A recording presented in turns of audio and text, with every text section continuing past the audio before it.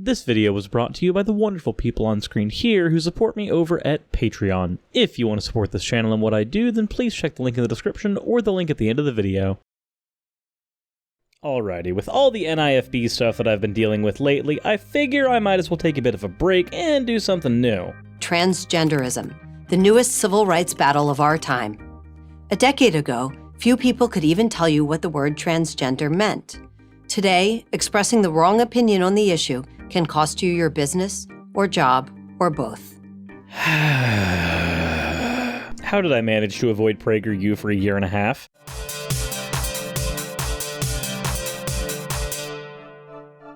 Alright, before I step into the anti-intellectual mire that is a Prager U video, let's go ahead and get fan art out of the way. First up, we have this D&D figure of my character, made by Kitty. Next, we have a piece from Spooky Boy Ray, in light of my collaboration I did with Vosh a while ago. And finally, we have a Suris that was requested on Turning Tide Studios' stream a while back. And I definitely echo the sentiments of the Suris. Why do you always do this to me? Anywho, the fun part's out of the way, let's go ahead and get right into the video. If you want to control people's thoughts, begin by controlling their words. That's totalitarian thinking. It was once completely foreign to America. Not anymore. Increasingly, Americans are forced to use language against their will or even their conscience, or be prepared to suffer the consequences. And those consequences can be dire. So, I think I already have an idea of where this is going. You're going to paint this as if one group is lobbying for the right to offend and misgender, and the other group is lobbying for punishment for people misgendering. So is this going to go over about as well as the Bill C-16 thing did with Jordan Peterson, where everybody was convinced that he was actually correct in saying that Bill C-16 would make it illegal and would send you to jail for misgendering people, even though that's not what the bill said? Because he wasn't correct then, and I sincerely hope you aren't about to paint that picture now. Take, for example, the issue of transgenderism, the newest civil rights battle of our time. A decade ago, few people could even tell you what the word transgender meant. Today, expressing the wrong opinion on the issue can cost you your business, or job, or both. Consider recent state and local actions punishing those who decline to use an individual's pronouns of choice. So there's already a framing of this issue that I'm not a big fan of. When you frame the issue in a way that says that it's a pronoun of someone's choice, you frame the transgender debacle as if this is something that these people have been able to choose. I can honestly say that I have never met a trans person who chose to be trans. They didn't choose to identify with any particular pronoun. It just so happens that there are certain factors in their life that they cannot control that have led them to utilize a pronoun that they particularly identify with. This always came down to issues of mentality, circumstance, or biology, and none of these things were inside this person's control. Therefore, the pronoun was not one that they could control either. It was not their choice. And even if it were their choice, there are zero social ramifications for gendering them correctly. That is to say, using the gender that they identify with and not the one that you think should be assigned to them. This usually boils down to the fact that it takes zero effort to not be an asshole. In 2017, California Governor Jerry Brown signed legislation threatening jail time for healthcare professionals who willfully and repeatedly refuse to use a patient's preferred pronoun.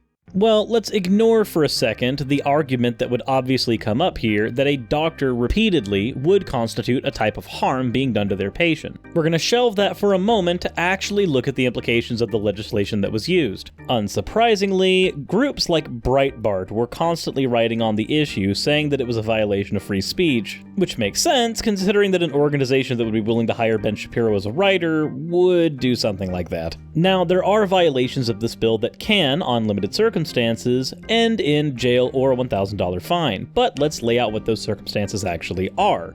For one, the bill was aimed to prevent discrimination of LGBT seniors in California's long-term care homes. The measure was exclusively known as the LGBT Senior Bill of Rights, or Senate Bill 219 if you'd like to go look it up, and the bill exclusively banned facilities from denying admission, transferring, or evicting a resident on the basis of their sexual orientation, gender, gender identity, gender expression, or whether or not they happen to have HIV. And last I checked, there isn't actually anything in that statement that I just said that means that you would go to jail for misgendering somebody. The bar for criminal prosecution from this bill would be incredibly high. Courtney Joslin, a UC Davis law professor, says the bill is very, very clear that what is prohibited is the willful engagement and repeated engagement in discriminatory conduct against LGBT seniors. So, if someone makes a mistake or doesn't know what a person's gender identity is and then uses the correct pronoun, that is not a violation of the statute. It's then later stated that repeated violations that are considered willful still wouldn't lead to what we would consider criminal prosecution.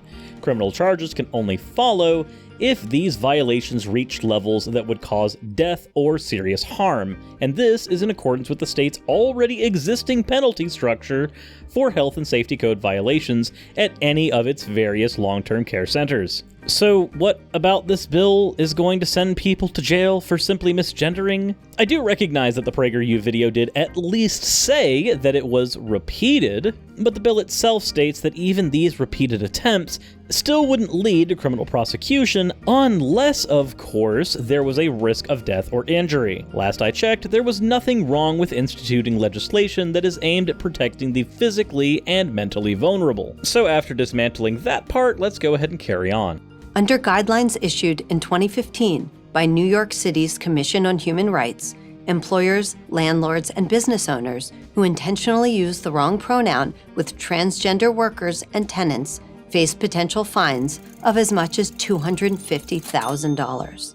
Okay, and if we're talking about that New York bill, the specifics of that bill state that you would only receive that $250,000 fine if they find that the proposed misgendering is willful, wanton, or malicious. No different than any pre-existing harassment laws. In fact, New York's harassment laws already offer fines for people who repeatedly harass others. Much like with these gender proposals, there is no jail time that is issued out. This means that the laws you're talking about are nothing more than a simple extension of already existing legislation to protect more classes. It is simply extending what is considered harassment. Then again, I don't know what else I expected from a video that began by saying that nobody understood what transgenderism was a few decades ago, which is really no different than saying that nobody understood what racism was 200 years ago.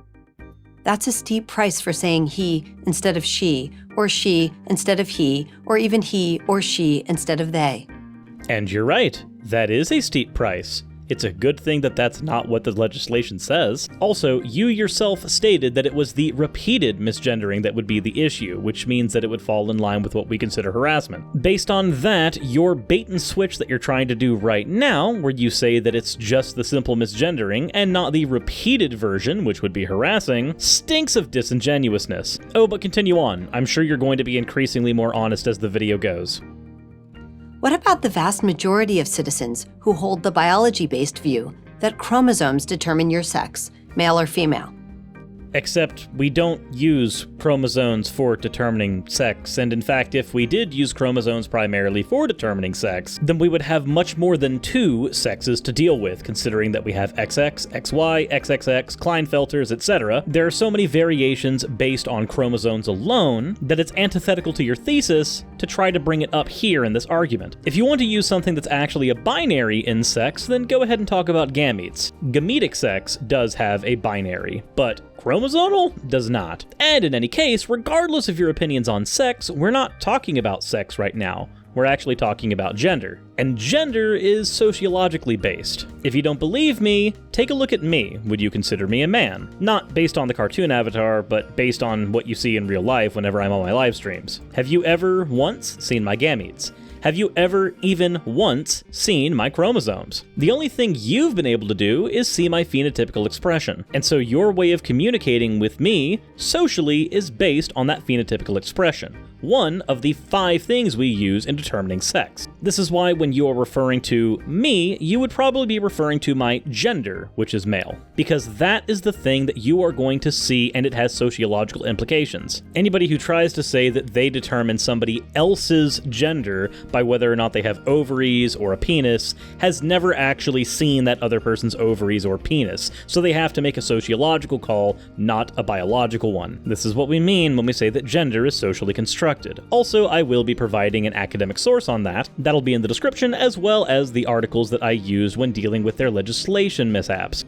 Or those who have a deep-seated religious conviction that sex is both biological and binary, God's purposeful creation. Okay, so let me point out why this particular part of the argument is stupid. Let's say I was not a YouTuber. Let's say I was working a regular 9 to 5 again. Let's say that my boss told me every day that I was going to burn in hell, and that I deserve to, because I'm an atheist. That would be his religious conviction. Should I accept that repeated harassment? Well, no. For the same reasons that nobody should accept any repeated harassment, including repeated misgendering. You know, if we pretend that the totalitarian world that you painted in your earlier statements actually existed. In December of 2018, Peter Vlaming was fired from his job as a French language teacher in a Virginia school district because he refused to refer to a transgender student by the student's preferred pronouns. Vlaming's Christian belief prevented him from bowing before the notion that the student who had been a she in his class the year before was now suddenly a he. Vlaming was willing to use the student's chosen new name, but he avoided using any pronouns when referring to this student. That wasn't good enough for the school district. They needed to hear him say the words. Alright, so first off, can you please find me the Bible passage that says that you can't refer to somebody as their preferred pronoun? Secondly, if he hid behind his religious faith and tried to use that as a shield, then that only compounds the issue. Third, this student had actually already started to undergo the gender transition process, which, if anybody has ever taken HRT in my audience, you know is an absolute bitch to go through. The student's family had actually informed the school system of the transition over the summer, so he also had plenty of time. He also had agreed to use the student's new male name, but then wouldn't use any of their actual pronouns for whatever reason. Bear in mind that as a teacher, you are the example that other students are going to look at. So when you do something, like repeatedly misgendering somebody even though they are going through the transition process, you're setting a precedent that every student can do so as well. When you do that, you are setting up a student who is already going through a lot to be absolutely destroyed by their peers in the student body. This would be functionally no different than if a racist teacher was letting every white student in a classroom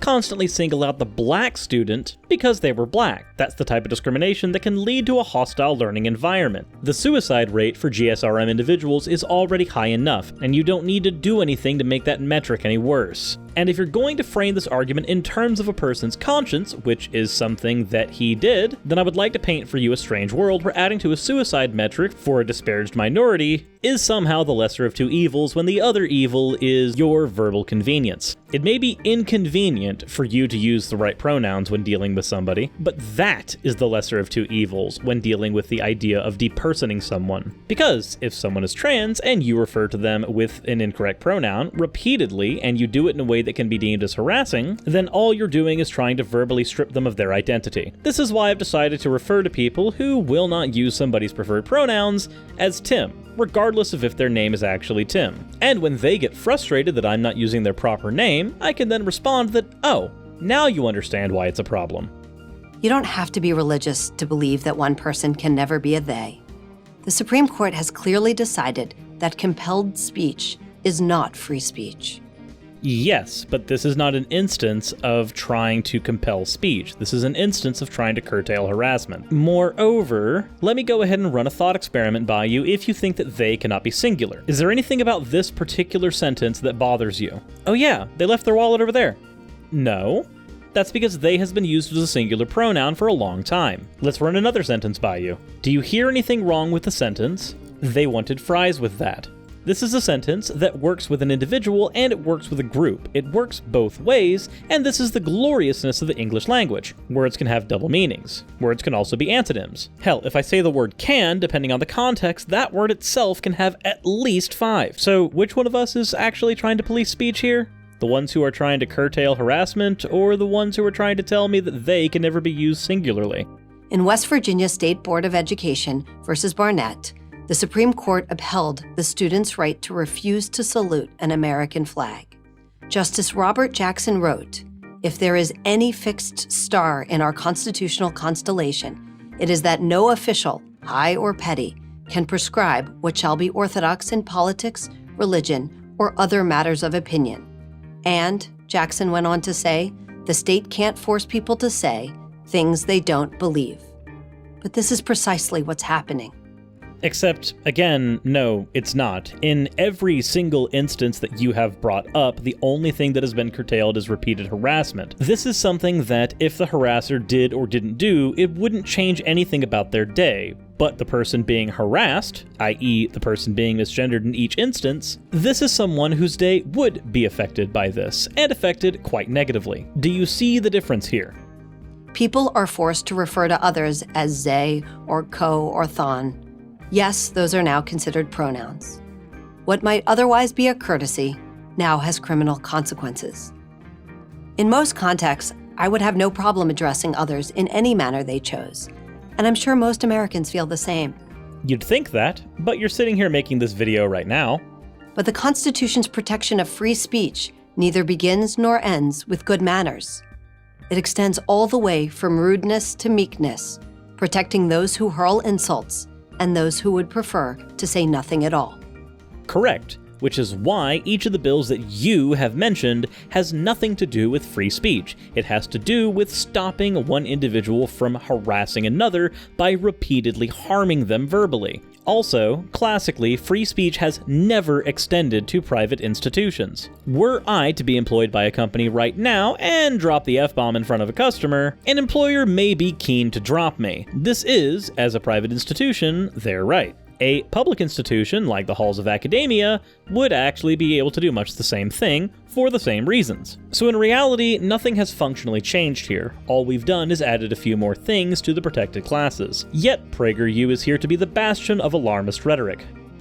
If the state can compel the use of certain words, it can force those who differ into silence. It can force its citizens to parrot beliefs they do not hold. And again, I don't know how many times I'm going to have to say it, and I don't know why I didn't turn this video into a drinking game beforehand. Free speech is not being violated. The instances that you have brought up have been about workplace environments, whether it be dealing with medical professionals, dealing with the elderly, or how a landlord has to interact with their tenant. Every single one of these is an instance of harassment that you are trying to defend. But that's okay, I'm sure you would be singing a different tune if you had a hangry mob trying to harass you. The Fairfax County School District in Virginia removed the phrase biological gender from its curriculum and replaced it with the phrase sex assigned at birth.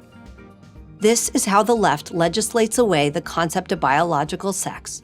There's your bait and switch again. They did not get rid of the concept of biological sex. They removed the concept of biological gender, because there is a distinction between sex, which is biological, and gender, which is sociological. And the fact that you can use that bait and switch with a straight face is honestly a little repugnant. Without ever having to make the argument. Without ever having to convince anyone.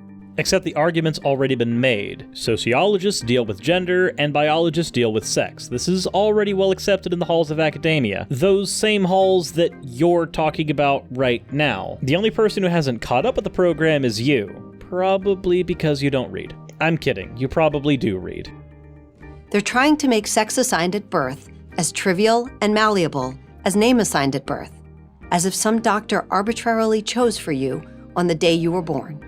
Yeah, no, that's not exactly what's happening. You have constantly conflated sex and gender and tried to use them as if they're interchangeable, which again, within the halls of academia, is not something that is accepted. Sex has always been assigned at birth. This is because we have 5 classifications that we use for assigning sex. We look at chromosomal expression, gametic expression, gonadal expression, genitalia expression, and phenotypical expression when assigning sex. This isn't just a trivial thing, it's actually a fairly complicated thing.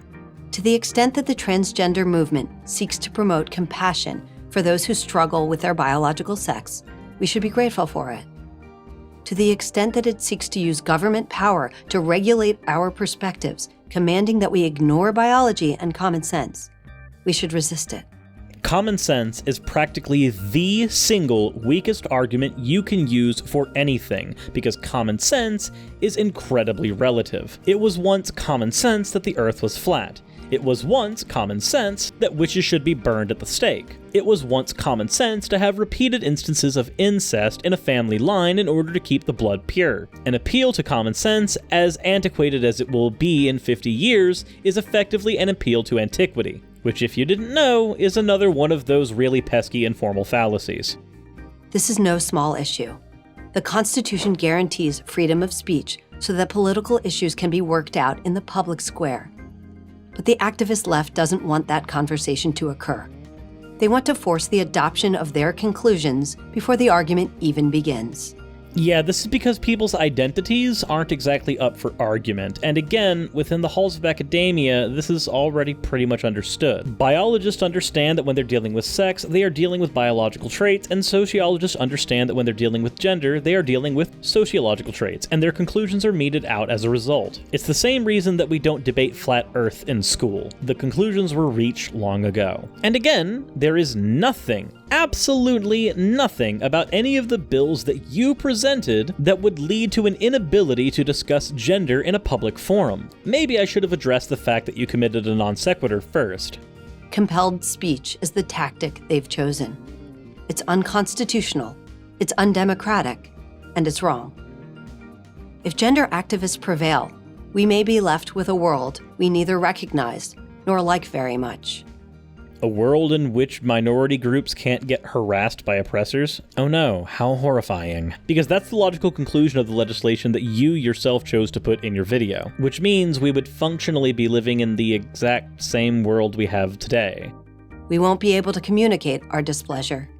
We will have lost the words. I'm Abigail Schreier for Prager University.